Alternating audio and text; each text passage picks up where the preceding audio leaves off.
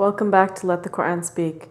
Now, what does health and well-being have to do with Islam? We'll find out about that. But Shabir, maybe you can answer that question for us. Well, health, of course, is one of the gifts of God, and a Muslim continues to pray for good health. The Quran as well shows that health is something that God may bestow upon a person, or the opposite to that, sickness. And of course, we seek refuge in God from falling sick. The Prophet Muhammad, peace be upon him, is reported to have said that a strong believer is more beloved to God than a weak one. So developing strength, maintaining one's good health, all of these are teachings in our religion. Is there a notion that the body is a trust from God?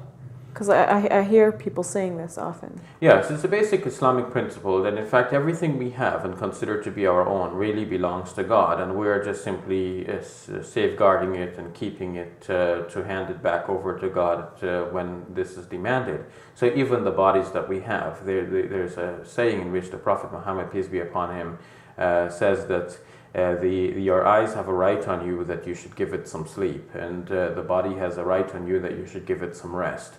So the preserving one's health, even one's mental health, is also very important, because by doing so we are preserving the gifts that God has given us. So are there examples within the Islamic tradition? So for example, in the Prophet's life, where he said certain things or he did certain things that showed that he cared for or took special interest in maintaining his health? Yes, to begin with, cleanliness is a very important part of hygiene and health, and that is much stressed in the Islamic tradition. We have the regular washings before prayer, for example, that would obviously get rid of any disease that or any virus that may have been clinging to certain extremities of the body, like the face and hands and so on.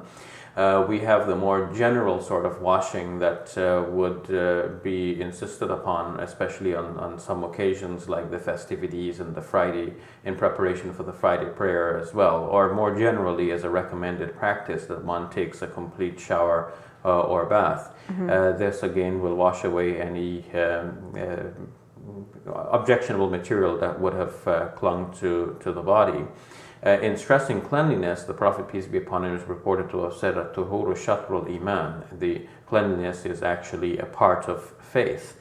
And the Prophet, peace be upon him, stressed dental hygiene a lot. In his day, of course, they did not have the manufactured toothbrushes and cavity-fighting formulas that we now apply as toothpaste, but he recommended certain twigs that were known for their cleansing properties, and he insisted upon the regular use of what is called the miswak, to the extent that even when a person was fasting, the person was still encouraged to use the miswak, even though, of course, that will procure some of the juices from that twig into one's mouth, which is what does some of the cleansing as well. But that was not considered to be contrary to the fast. What about something like eating in moderation? Yes, this too, of course, is a problem that we're aware of nowadays. Amongst Muslims, especially. Yes, obesity and overeating obviously is a modern issue, very much so a modern issue. But the Prophet Muhammad, peace be upon him, already, in fact, prescribed a golden rule regarding eating, in that he put it simply by saying, look, think of your stomach as being divided up into three parts. Put food in one part, drink in the other, and leave one part for air. So in other words, don't eat until you are so filled. Eat with moderation, drink with moderation, and still give yourself some breathing room there. Did the Prophet say anything about exercising? Exercise, of course, is recommended in the prophetic tradition in a variety of ways. He recommended horseback riding, sports such as archery, and on occasion he himself actually ran a race with his wife Aisha in particular. This showed his own proclivity towards things that encourage and involve exercise. But the Islamic faith on the whole, in fact, combines a number of different sorts of benefits for the individual.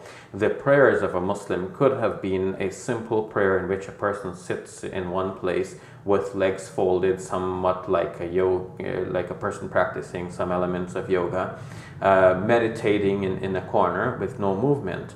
But the prayers of Muslims, in fact, involve continuous movement after intervals of a couple of minutes or less than a minute.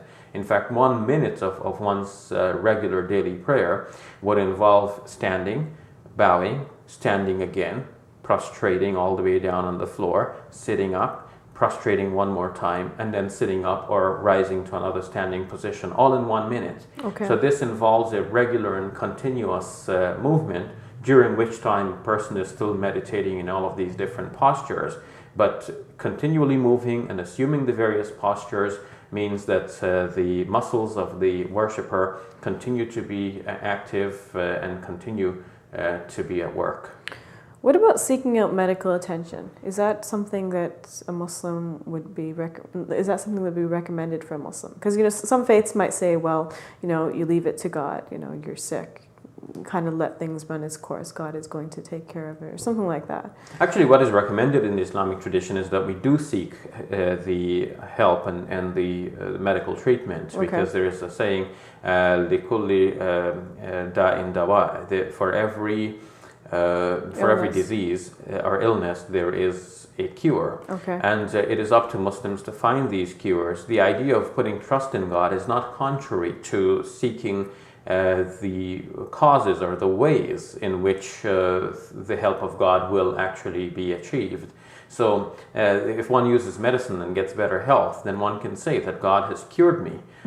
Or one can say the medicine has cured me. In both cases, one is actually referring to the same event, but from two different perspectives.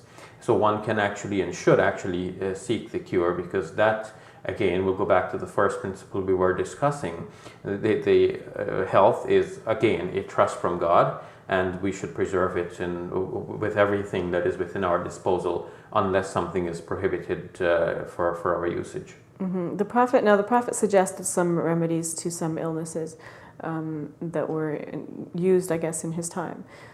How relevant are those remedies today? Should we be trying to use those? So, for example, honey used to cure certain things. Should we be using those remedies instead of, Tylenol or some other medication? There's an interesting book in this respect entitled Health and Medicine in the Islamic Tradition, written by a certain Fazlur Rahman, who was a professor of Islamic studies at University in Chicago prior to his passing away not too long ago.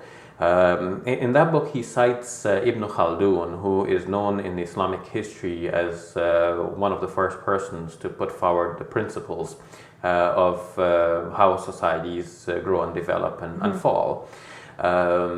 This great sociologist, Ibn Khaldun, actually said that the prescriptions that we find in the hadiths, reports about the Prophet Muhammad, peace be upon him, do not really become binding for all time. They were prescriptions based on the Prophet's ijtihad, or his best survey of what was available, and out of what was available he just prescribed the best that was there to be used in response to certain illnesses, or generally to preserve good health.